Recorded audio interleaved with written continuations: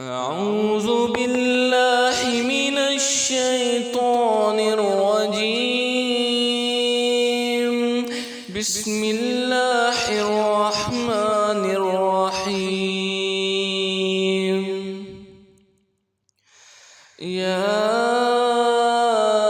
أيها المدثر قم فأنذر وربك فكبر وثيابك فطهر والرجز فاهجر ولا تمنن تستكثر ولربك فاصبر فإذا نقر في الناقور فذلك يومئذ يوم عسير على الكافرين غير يسير.